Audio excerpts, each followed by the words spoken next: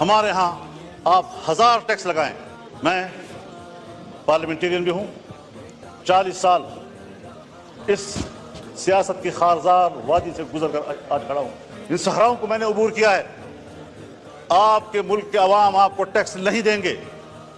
اس لیے کہ عوام کو آپ پر اعتماد نہیں ہے۔ اور یہ بات میں کسی ایک پارٹی کے لیے نہیں کہہ رہا ہوں، اگر میری حکومت ہو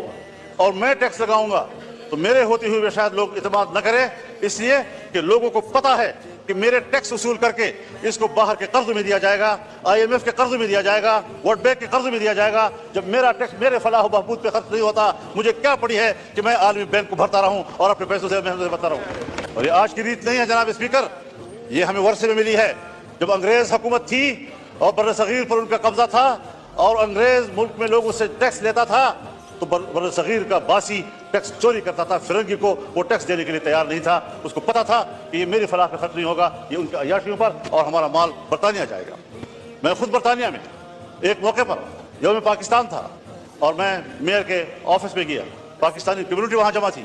مجھے کہا مولانا صاحب ان بلڈنگوں کو دیکھو، یہ ان کے نہیں ہیں، یہ ہمارے اپنے ہیں، ہمارا مال لا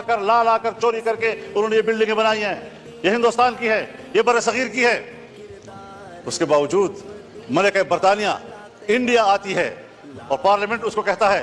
کہ تم 100 سال سے ہمارے اوپر حاکم رہے ہو، تم نے ہماری سرزمین پر قبضہ کیا تھا، پہلے اپولوجائز کرو، معافی مانگو، اس کے بعد آپ ایوان میں آ سکتی ہیں۔ اور اسے معافی مانگی، لیکن جب پاکستان آئی اور پاکستان کے پارلیمنٹ میں آنے لگی تو ہمارے اسپیکر صاحب اور چیئرمین سینٹ نے کہا ہم پہلے بھی آپ کے وفادار تھے، ہم آج بھی آپ کے وفادار ہیں۔ اس نظریے کو لوگ ٹیکس دیں گے، اس کو آپ یقین دلائیں گے کہ آپ کی ریاست ہے، ٹیکس آپ کے فلاح و بہبود پہ خرچ ہوگا۔ جب میرا پیسہ میری فلاح و بہبود پہ خرچ نہیں ہوگا، مجھے کیا پڑی ہے کہ میں اس قسم کے ٹیکس آپ کے ظالمانہ ٹیکس ادا کرتا رہوں۔ اور اگر ٹیکس ظالمانہ ہے اور آپ مجھے امن بھی نہیں دے پا رہے، اور جب میرا سب کچھ لٹ جاتا ہے پھر آپ کو جاگ آتی ہے۔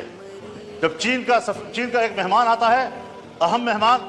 مجھے یہ کہنے دیجئے، بڑے ادب و احترام کے ساتھ کہنا چاہتا ہوں، ہمارے پرائم منسٹر صاحب بھی، ہمارے آرمی چیف بھی چائنا گئے، وہاں انہوں نے بڑی محنت کی، لیکن سفارتی حوالے سے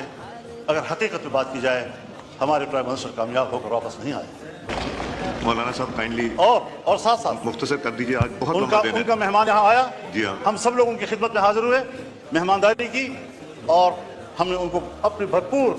حمایت، تائید، دوستی سب حوالے دیے، انہوں نے بھی سب وہی حوالے دیے، لیکن ایک جملے میں اس نے ہمیں جواب دے دیا کہ پاکستان میں اب بھی سیاسی استحکام نہیں ہے، پاکستان کی سیکورٹی اب بھی ٹھیک نہیں ہے۔